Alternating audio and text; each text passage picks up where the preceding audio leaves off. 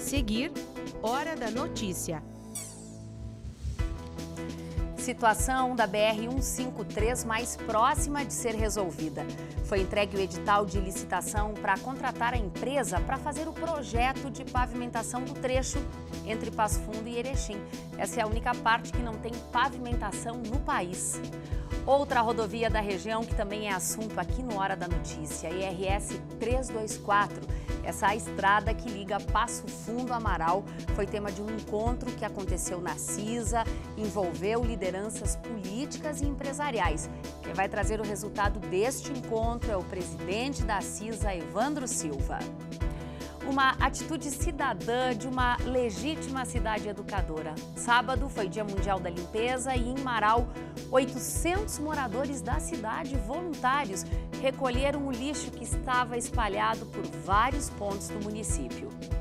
Já pensou em usar peixes para testar o efeito que o consumo do álcool pode ter no ser humano? A gente te conta os resultados desta pesquisa nesta edição do Hora da Notícia.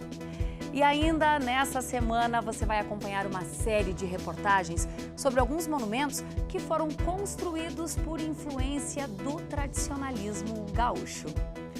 Hoje é segunda-feira, 16 de setembro, é Hora da Notícia.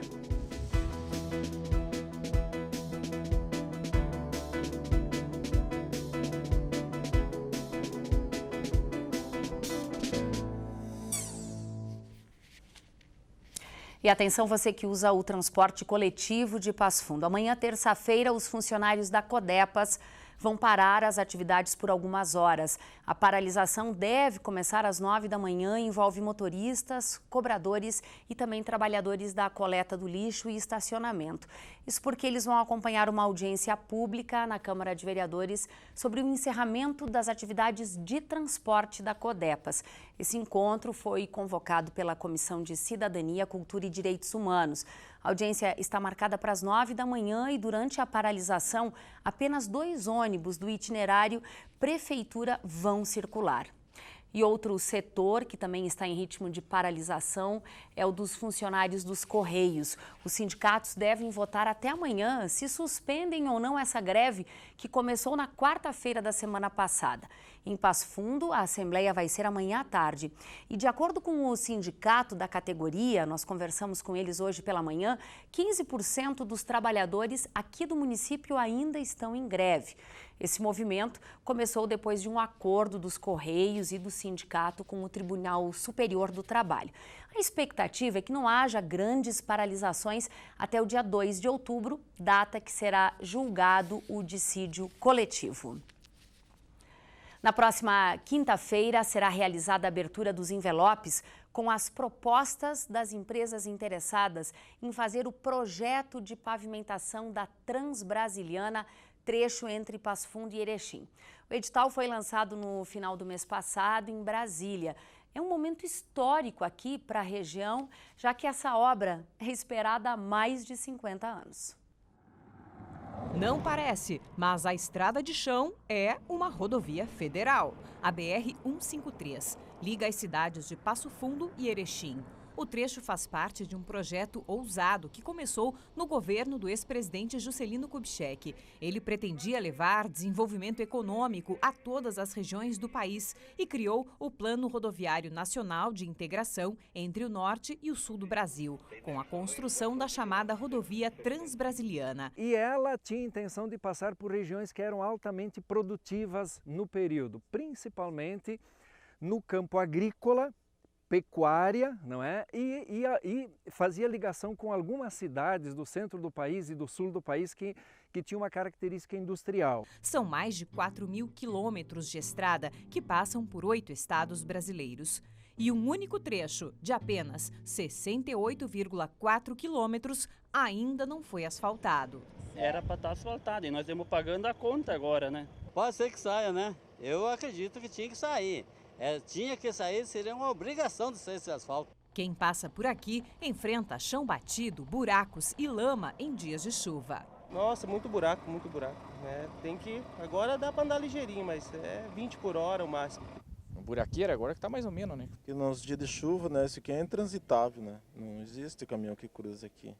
O tempo de deslocamento entre Passo Fundo e Erechim, que poderia levar 40 minutos, acaba sendo feito em 1h30 pela rodovia estadual 135. A longa espera de mais de 50 anos pela pavimentação pode, finalmente, ter um bom desfecho. O edital para realizar o projeto foi lançado no mês passado em Brasília. Na próxima quinta-feira será realizada a abertura dos envelopes com as propostas das empresas interessadas. Devido à importância histórica do edital, foi realizado um ato simbólico de apresentação do documento, que reuniu lideranças de toda a região no auditório da UPF. Para nós é um momento histórico. A luta foi grande, muitas pessoas participaram, muitos movimentos ocorreram nesse tempo e nós temos a grata satisfação de, neste momento, juntamente com as lideranças locais, regionais e nacionais, podermos estar vivendo essa entrega, a entrega deste edital, que sinaliza a confecção de um projeto, desse trecho tão importante, então, que integraliza a BR-153, a chamada Transbrasiliana. Depois do projeto, haverá um novo edital para execução das obras de pavimentação e cada etapa vai continuar sendo acompanhada pelo Comitê Pro-BR-153. O comitê articulou e tornou viável o estudo de viabilidade técnica e ambiental, o EVTA, para a execução da obra. Com esse documento, foi possível incluir a pavimentação da BR-153 nas obras do PAC, o Programa de Aceleração do Crescimento do Governo Federal. É a viabilidade que todos os recursos, através da bancada gaúcha, que já se comprometeu com nós, através dos ministérios da infraestrutura, dos transportes, que nós conseguimos agora ir resgatando, eles já têm a legalidade que é possível jogar dentro desta obra. Nós, do setor empresarial e sindicato dos transportadores, pensamos que isso nos auxilia muito mais no escoamento da safra e mais uma alternativa na região, porque a RS que liga Erechim a Passo Fundo já está sobrecarregada. Ela já apresenta pontos de saturação que implicam em risco, pouca produtividade e viram gargalos, né?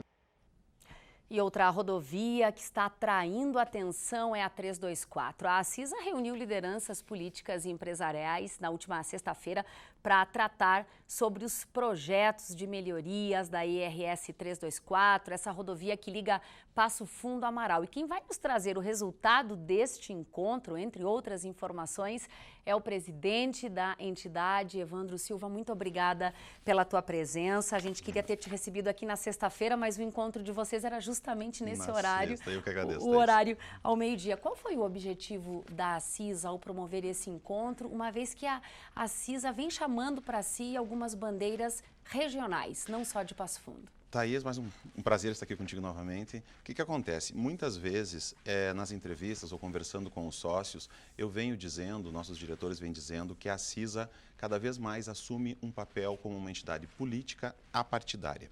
Sexta-feira, isso foi um exemplo na prática das ações que nós estamos fazendo. Passo Fundo tem um problema na RS 324, que vai do Rice até a Gran Palazzo, que são 10 trevos, que hoje tem alguns problemas que precisam de reformas. Esses trevos têm muito movimento, tanto por empresas que estão localizadas nesse percurso, como por pessoas que moram do outro lado do trevo que precisam se deslocar. Esses trevos não foram contemplados pelo pedágio que vai do Rice para Amaral, ou seja, não está previsto pelo Estado uma reforma. Qual é o papel da Acisa? Servir como uma interlocutora entre o público e o privado. Essa é a questão quando nós dissemos uma entidade política apartidária. Não é a política em si, política do prefeito, a política do deputado, é a ação política. Então, o que foi feito na prática na sexta-feira? Nós trouxemos as empresas que são diretamente impactadas por esses trevos, pelos 10 trevos, trouxemos uma empresa que já desenvolveu vários projetos ali e trouxemos os nossos agentes políticos que nos representam junto ao governo do Estado. De uma certa forma, e no melhor sentido da expressão, a Acisa está comprando essa briga pelos moradores e pelos empresários do entorno. Esse é o nosso objetivo. A associação comercial de uma cidade, específico a Acisa, nós temos esse compromisso, comprar as brigas, buscar soluções. Nós sabemos que o Estado seria o plano ideal, resolver os problemas de educação, de Saúde, segurança, mas nós não temos como. Então, o que acontece? Entra a CISA. Nós buscamos viabilizar algumas alternativas. E que encaminhamentos foram dados, Evandro, a partir desse encontro que vocês promoveram? Específico esse de sexta-feira. Nós vamos mobilizar as empresas que são diretamente impactadas, vamos fazer um projeto e encaminhar através do nosso deputado do Gilberto Capuani e do Matheus Vespe ao Estado. Hoje, e eles deixaram isso muito claro, hoje o Estado não tem a verba para a realização da obra. Agora, quando tiver a verba e temos possibilidade que o ano que vem exista essa verba, esses trevos entram em uma fila para serem realizados. Nós temos que ter muita transparência com as pessoas e com as empresas. Se não tiver o projeto no Estado, aí é que não vai ser realizado. Tendo o projeto lá, pode ser que seja realizado. Um exemplo disso é a Transbrasiliana e todo o movimento que foi feito por uma comunidade. A UPF protagonizou, mas tem muita gente envolvida nessa luta. O mesmo vai ocorrer certamente com estes trevos super importantes para quem utiliza a 324. É o mesmo movimento, A CISA se propõe a entender as demandas que Passo Fundo precisa e da região. Procuramos sempre trabalhar em conjunto com outros municípios, tanto com as associações comerciais, com as prefeituras, e fazer um grande movimento pressionando o Estado para que essas obras acabem acontecendo. Evandro, só para a gente fechar aqui, tem uma outra ação muito interessante que interessa a comunidade que acontece na próxima semana. Nessa mesma linha, no dia 26 agora, no Clube Comercial, nós estamos trazendo todas as associações dessa região para discutirmos ações de desenvolvimento regional às 16 horas, através das associações comerciais. E antes disso, às 14 horas, nós estamos convidando os nossos representantes a nível de poder estadual e federal também para discutir isso. É a maneira que nós temos de trazê-los no mesmo ambiente e levar os anseios dos nossos empresários, da nossa comunidade e cobrá-los para que trazamos mais soluções para a nossa Passo Fundo. Ou seja, a política é a CISA não pensar só em Passo Fundo. A gente cresce melhor quando cresce junto e com a colaboração de todos. E esse é o apartidário, Thaís. Nós não defendemos um partido, um prefeito ou um deputado. Nós entendemos os problemas de uma comunidade, os problemas de uma região, procuramos trazê-los ao mesmo local e discutimos soluções em conjunto. Que maravilha. A gente quer acompanhar esse encontro também na próxima semana. Bom trabalho para ti. Obrigado. Obrigada. E olha, o projeto classificado na Consulta Popular de Passo Fundo foi anunciado. A aquisição de insumos agrícolas para recuperar a fertilidade do solo recebeu o maior número de votos. A eleição foi no início desse mês. Em todo o estado foram escolhidos mais de 40 projetos com foco no desenvolvimento regional. A consulta popular, ela define parte dos investimentos que vão constar no orçamento do estado e o governo distribui, então, um determinado percentual para que eles possam ser colocados em prática. E você conhece a história daquele par de botas gigante do chapéu na entrada da Roselândia? No próximo bloco, a gente vai apresentar a primeira reportagem de uma série sobre monumentos tradicionalistas em Passo Fundo. Nós já voltamos.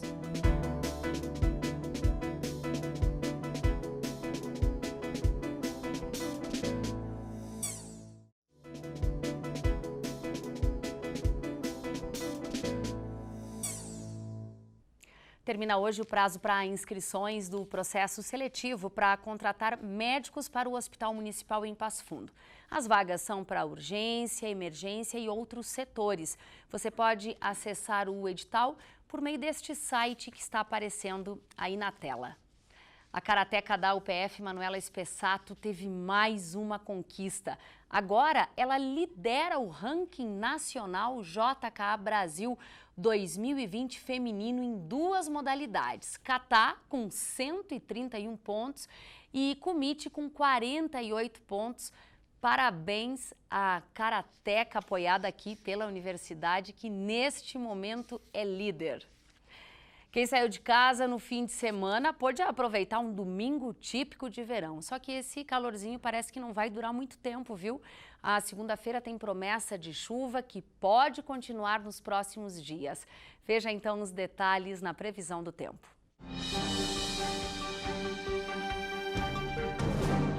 A terça-feira vai ser chuvosa durante todo o dia. A mínima é de 10 e a máxima 17 graus. O sol aparece na quarta-feira. Névoa ao amanhecer e céu com algumas nuvens. A mínima é de 6 e a máxima 20 graus. O último sábado foi o Dia Mundial da Limpeza e para marcar essa data, 800 moradores de Marau, voluntários, participaram de uma atividade diferente. Eles foram para vários pontos da cidade para recolher o lixo deixado no local. Uma atitude cidadã de uma legítima cidade educadora. Um lixo aqui, outro ali, quando vê, são quase 7 toneladas. Tudo isso foi arrecadado em Marau, num sábado de manhã, durante o movimento do Dia Mundial da Limpeza. E nas ruas, os voluntários até ficaram surpresos com o que encontraram por aí. Tinha coisas que nem dava para imaginar que ia ter na rua.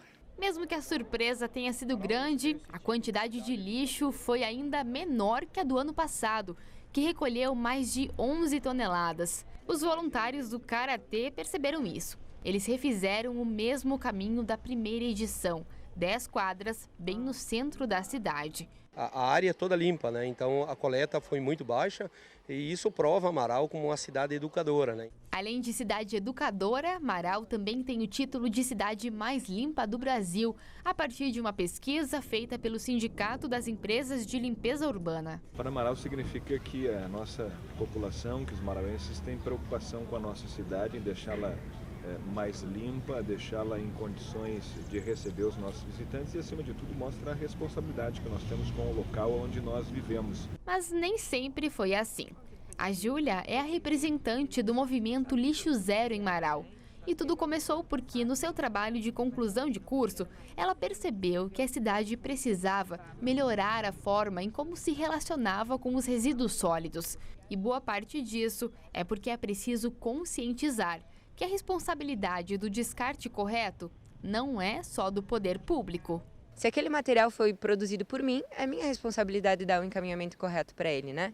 E eu notava que as pessoas não tinham esse bom senso e que tudo que estava relacionado ao resíduo, né, eles deixavam como responsabilidade do poder público. E desse jeito não dá certo. Cada um precisa ser responsável pelo seu para a gente conseguir fazer com que o negócio aconteça da forma que deveria ser. Noções que são ensinadas desde cedo.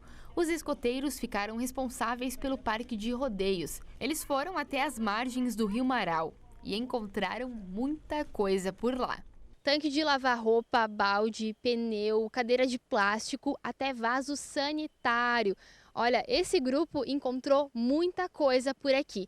E aí, Bruno, você se surpreendeu com o que você viu aqui hoje? Sim, da última vez que a gente fez essa coleta de lixo, nós encontramos a grande maior parte de sacolas plásticas, garrafa PET. Dessa vez foi muita coisa de casa, cozinha, enterrada, jogada no chão. Poluição também, prejudica muito a saúde das pessoas, dos animais. Movimentos como o Dia Mundial da Limpeza podem ajudar nessa conscientização. No dia D, 800 voluntários se espalharam pela cidade para recolher desde os pequenos resíduos até aqueles que levam décadas para decomposição. Mas o objetivo, além de mobilizar pessoas para limpar seus bairros, parques, ruas, era educar através do exemplo. A gente quer que as pessoas que estão enxergando os voluntários fazendo essa ação, que se ainda não despertaram, despertem para que o lixo é um problema mundial e não adianta só a gente falar que é um problema, a gente precisa fazer alguma coisa. A gente completou 9 anos da nossa Política Nacional de Resíduos Sólidos aqui no Brasil, que é como se fosse a bíblia da gestão de resíduos aqui no país, mas nenhuma meta a gente conseguiu atingir.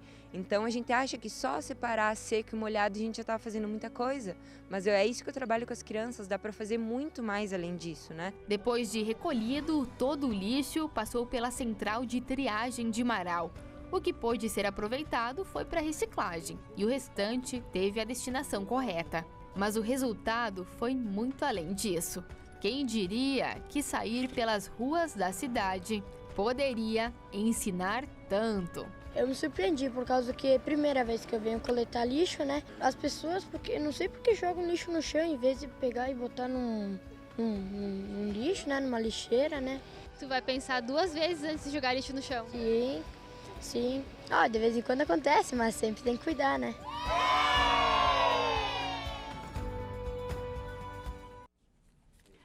O processo de ensinar e aprender, ele ficou mais dinâmico depois que as tecnologias chegaram. Isso não é diferente com os pequenos, aqueles que estão começando a desenvolver o raciocínio lógico.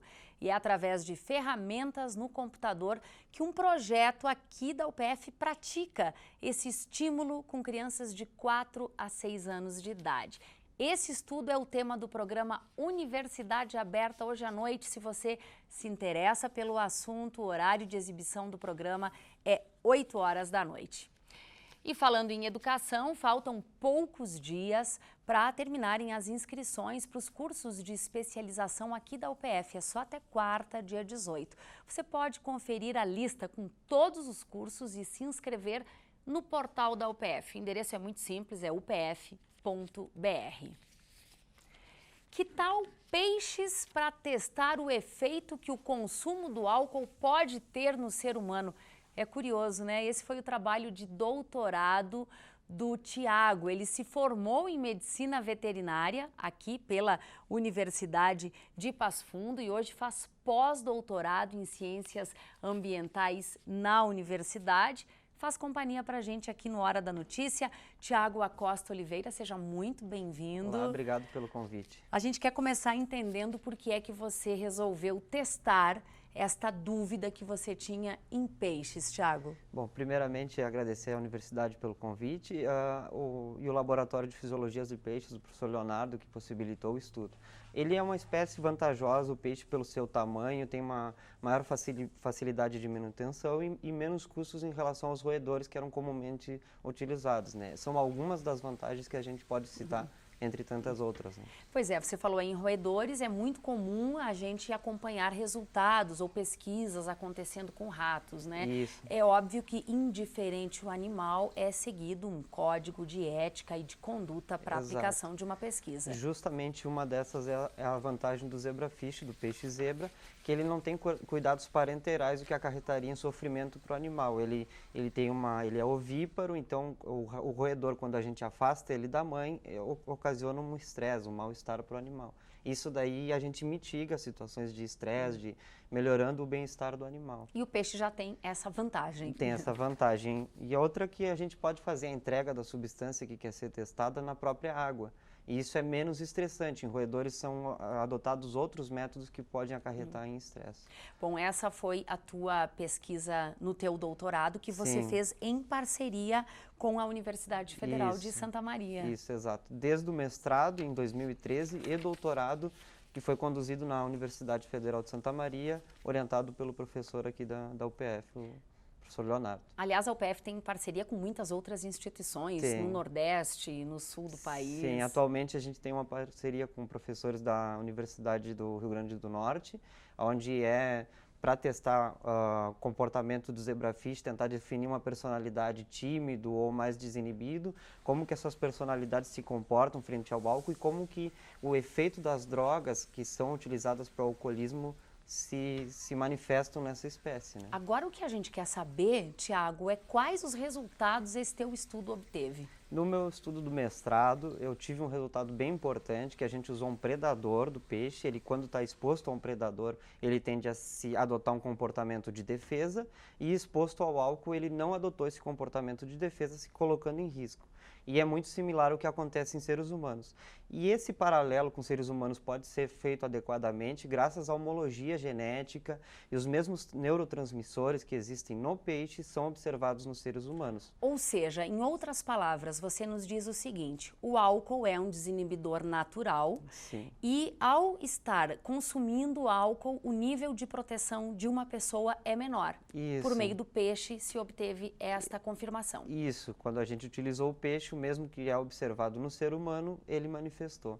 Isso é uma resposta interessante para nós. Isso já se imaginava, isso já é uma suspeita. Agora, por que é importante fazer uma pesquisa como essa? Porque que consequências ela nos traz? Às vezes uma aplicabilidade prática na sociedade, ela não surge de um momento a outro.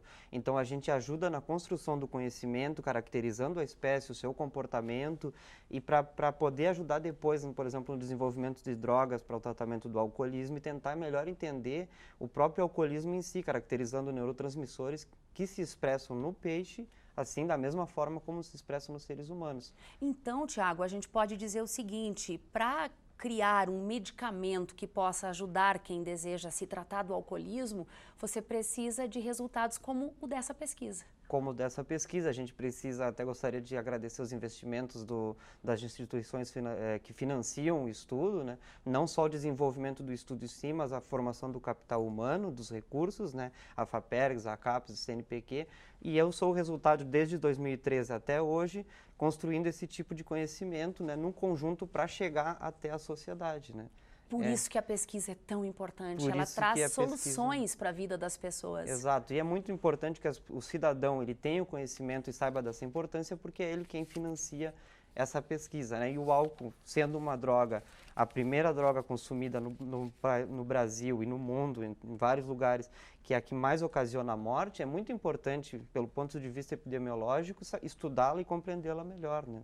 E olha, o nosso convidado aqui no Hora da Notícia vai estar logo mais à noite participando da semana acadêmica do curso de Biologia. É bacana também para o futuro biólogo entender o universo de possibilidades que ele tem na sua profissão. Sim, eu não sei quantos inscritos tem na semana acadêmica, mas acredito que 150 no mínimo. E aí eu acho interessante porque eles podem ter uma prospecção da profissão deles, as diversas áreas que eles podem dar continuidade, conhecer novos modelos animais de estudo, como que diferentes trabalhos. Eu acho muito legal poder levar para eles essa parte. Obrigada, doutor Tiago, fazendo seu pós-doutorado. Uma boa semana para ti, boa palestra logo mais à noite. Muito obrigado, eu agradeço mais que nada esse espaço de poder divulgar a ciência. Obrigada mais uma vez. E olha, construir monumentos, estátuas, bustos, placas, essa é uma prática adotada para lembrar feitos, para homenagear heróis, pessoas ou símbolos que se destacaram em algum momento da história. Nessa semana você vai acompanhar aqui no Hora da Notícia uma série de reportagens sobre alguns monumentos que foram construídos por influência do tradicionalismo gaúcho. Seguiram a força de um movimento e reforçaram por alguns anos a identidade de Passo Fundo como a cidade mais gaúcha do Rio Grande do Sul.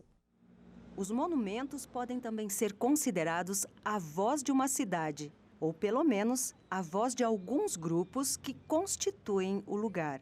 Então esses monumentos eles fazem referência a líderes políticos, fazem referência a fatos históricos, fazem referência a alguns grupos étnicos, grupos religiosos e também tem os monumentos ligados ao MTG. Alessandro Batistella é um dos autores do livro História, Memórias e Representações. A obra traz um estudo feito em 2016 sobre os monumentos existentes em Passo Fundo. Entre as dezenas de monumentos colocados por toda a cidade estão aqueles que representam a cultura gaúcha, construídos por causa da influência e da força da tradição, pelo movimento tradicionalista, principalmente a partir da década de 1980. Então a gente percebe que esses monumentos, inclusive, muitos deles tentam marcar na cidade uma certa identidade. É por isso que Passo Fundo vai ter várias identidades nesse processo, né? Passo Fundo já foi considerada, para dar alguns exemplos, como a cidade mais gaúcha do Rio Grande do Sul, que foi uma construção publicitária. A onda de ações em torno de uma identidade tradicionalista levou à construção do título. É importante lembrarmos também toda a ação que o MTG fez na cidade. É bom lembrarmos que nos anos 80 e 90, os ônibus da cidade, os ônibus públicos, eles tinham no vidro traseiro aquela mensagem Passo Fundo, Tchê, cidade mais gaúcha do Rio Grande do Sul. Para movimentar o turismo, o slogan foi incorporado a um projeto. Ganhou apoio do poder público para uma série de eventos que aconteceram em toda a cidade, principalmente no Parque Turístico da Roselândia. Começam a surgir várias representações relativas ao MTG. E é nesse contexto que entra, inclusive, o Parque da Roselândia, o pórtico do parque. Para receber o público, parte da indumentária gaúcha forma o pórtico de entrada para o Parque de Rodeios, representado por 2 botas e um chapéu. Esta estrutura é de responsabilidade do município, mas para ter acesso até aqui, é preciso passar pelo pórtico principal do Complexo Turístico da Roselândia, às margens da Perimetral Sul Deputado Guaraci Marinho. A cuia e a chaleira anunciam a parte mais gaúcha da cidade, mas hoje o estado da estrutura é precário. O pórtico foi construído por uma associação na década de 1990 e já recebeu proposta de lei para tombamento como patrimônio histórico e cultural de Passo Fundo. 2 pórticos, eles estão relacionados e foram construídos acoplados a essa ideologia do gauchismo na cidade. Então, quando se pensou em construir esses pórticos, certamente se escolheu alguns elementos que o MTG considerava alusivos à identidade gaúcha. E amanhã, nessa série de monumentos tradicionalistas, qual o local que estão as placas comemorativas aos 150 anos da Revolta Farroupilha em Passo Fundo? Você sabe? A gente te conta amanhã. Essas foram as informações de hoje. O Hora da Notícia, ele repete à noite, às 7h30 e às 10h30. Fica também o convite para você acompanhar a gente também pelas redes sociais. É só pesquisar ali o PFTV. A gente volta amanhã ao vivo, ao 12h30. Até lá!